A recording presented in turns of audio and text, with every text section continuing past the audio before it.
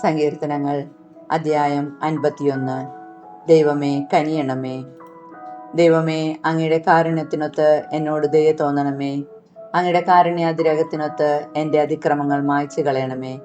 എൻ്റെ അകൃത്യം നിശേഷം കഴുകിക്കളയണമേ. എൻ്റെ പാപത്തിൽ നിന്ന് എന്നെ ശുദ്ധീകരിക്കണമേ. എൻ്റെ അതിക്രമങ്ങൾ ഞാൻ അറിയുന്നു.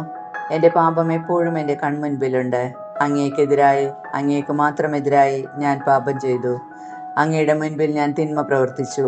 അതുകൊണ്ട് അങ്ങയുടെ വിധി നിർണയത്തിൽ അങ്ങ് നീതിയുക്തനാണ്. അങ്ങയുടെ വിധിവാചകം കുറ്റമറ്റതാണ്. പാപത്തോടെയാണ് ഞാൻ പിറന്നത്. അമ്മയുടെ ഉദരത്തിൽ ഉരുവായപ്പോഴേ ഞാൻ പാപിയാണ്. ഹൃദയപരമാർത്ഥതയാണ് അങ്ങ് ആഗ്രഹിക്കുന്നത്. ആകയാൽ എൻ്റെ അന്തരംഗത്തിൽ ജ്ഞാനം പകരണമേ. ഹീസോപ്പ് കൊണ്ട് എന്നെ ശുദ്ധീകരിക്കണമേ. ഞാൻ നിർമ്മലനാകും. എന്നെ കഴുകണമേ. ഞാൻ മഞ്ഞിനേക്കാൾ വെണ്മയുള്ളവനാകും. എന്നെ സന്തോഷഭരിതനാക്കണമേ. അവിടുന്ന് തകർത്ത എൻ്റെ അസ്ഥികൾ ആനന്ദിക്കട്ടെ. എൻ്റെ പാപങ്ങളിൽ നിന്ന് മുഖം തിരിക്കണമേ. എൻ്റെ അകൃത്യങ്ങൾ മായ്ച്ചു കളയണമേ. ദൈവമേ, നിർമ്മലമായ ഹൃദയം എന്നിൽ സൃഷ്ടിക്കണമേ. അചഞ്ചലമായ ഒരു നവചൈതന്യം എന്നിൽ നിക്ഷേപിക്കണമേ. അങ്ങയുടെ സന്നിധിയിൽ നിന്ന് എന്നെ തള്ളിക്കളയരുതേ. അങ്ങയുടെ പരിശുദ്ധാത്മാവിനെ എന്നിൽ നിന്ന് എടുത്തു കളയരുതേ. അങ്ങയുടെ രക്ഷയുടെ സന്തോഷം എനിക്ക് വീണ്ടും തരണമേ. ഒരുക്കമുള്ള ഹൃദയം നൽകി എന്നെ താങ്ങണമേ. അപ്പോൾ അതിക്രമികളെ ഞാൻ അങ്ങയുടെ വഴി പഠിപ്പിക്കും. പാപികൾ അങ്ങയിലേക്ക് തിരിച്ചു വരും. ദൈവമേ, എൻ്റെ രക്ഷയുടെ ദൈവമേ, രക്തപാതകത്തിൽ നിന്ന് എന്നെ രക്ഷിക്കണമേ.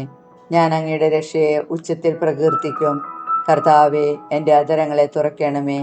എൻ്റെ നാവ് അങ്ങയുടെ സ്തുതികൾ ആലപിക്കും. ബലികളിൽ അങ്ങ് പ്രസാദിക്കുന്നില്ല. ഞാൻ ദഹനബലി അർപ്പിച്ചാൽ അങ്ങ് സന്തുഷ്ടനാവുകയില്ല. ഉരുകിയ മനസ്സാണ് ദൈവത്തിന് സ്വീകാര്യമായ ബലി. ദൈവമേ, നുറുങ്ങിയ ഹൃദയത്തെ അങ്ങ് നിരസിക്കയില്ല. അങ്ങ് പ്രസാദിച്ച് സിയോന് നന്മ ചെയ്യണമേ. ജെറുസലേമിൻ്റെ കോട്ടകൾ പുതുക്കി പണിയണമേ.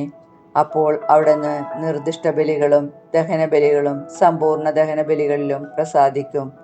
അപ്പോൾ അങ്ങയുടെ ബലിപീഠത്തിൽ കാളകൾ അർപ്പിക്കപ്പെടും. അധ്യായം 52. അക്രമയുടെ അവസാനം.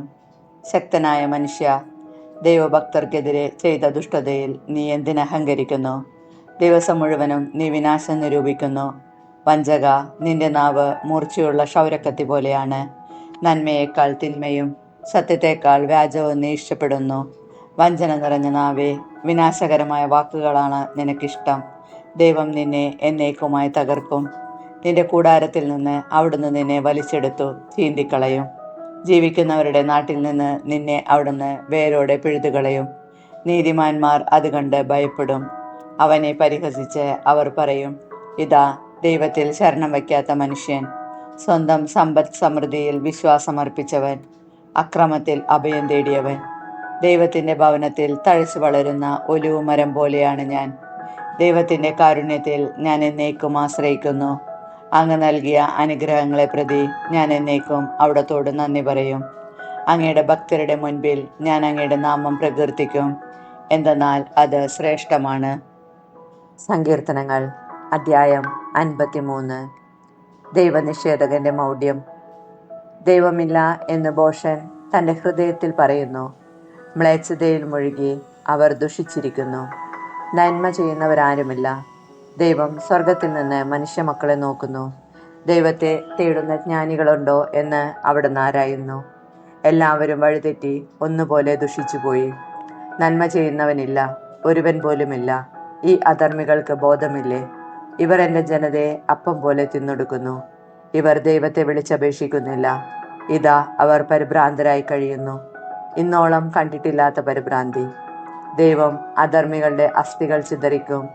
അവർ ലജ്ജിതരാകും. ദൈവം അവരെ കൈവെടിഞ്ഞിരിക്കുന്നു.